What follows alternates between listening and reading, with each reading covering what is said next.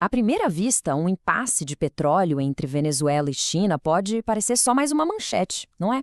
Mas se a gente olhar mais de perto, vamos ver que isso revela um conflito muito mais profundo. Um conflito sobre as regras que, no fim das contas, governam o nosso mundo. Bom, tudo começou com uma ordem bem direta vinda de Washington.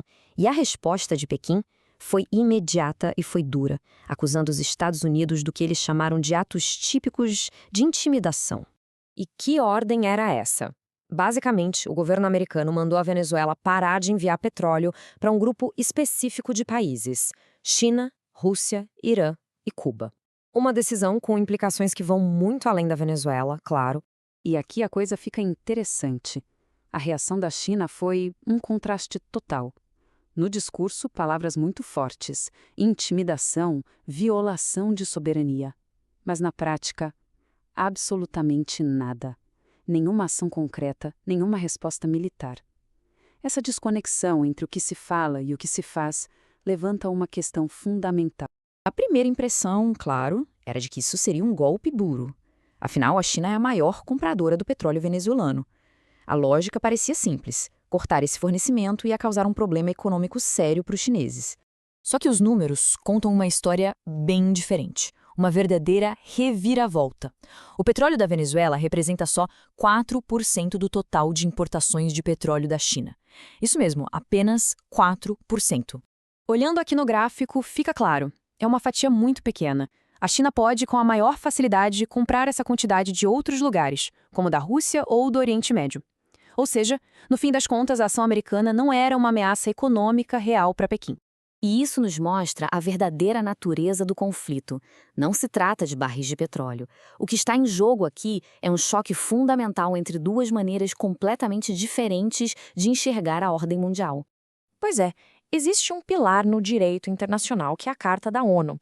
Ela foi criada lá atrás, depois da Segunda Guerra, justamente para evitar que um país simplesmente impusesse sua vontade sobre outro na base da força. Só que, para muitos especialistas que analisam esse caso, a Carta da ONU foi deixada de lado. No lugar dela, o que parece valer é o que estão chamando de a lei do mais forte, onde, basicamente, a força das armas fala mais alto que a força da lei. E segundo depoimentos nas Nações Unidas, isso não é um caso isolado. Faz parte de um padrão de política externa que, ao longo de décadas, muitas vezes agiu, digamos, à margem das regras estabelecidas pela Carta da ONU. Para a China e também para muitos outros países, especialmente aqui na América Latina, o grande medo não é nem o petróleo em si. O medo é o precedente. O que acontece quando uma regra como essa é quebrada?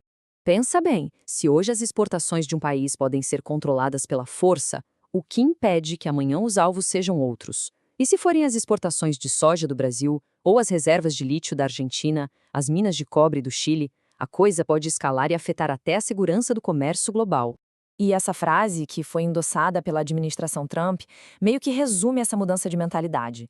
Muitos analistas apontam que essa linguagem lembra muito a de grandes potências em momentos que antecederam grandes conflitos no passado.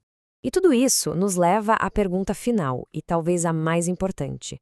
Se o sistema de leis internacionais criado exatamente para evitar guerras pode ser simplesmente ignorado, o que isso significa para o futuro? O que garante a estabilidade e a paz daqui para frente?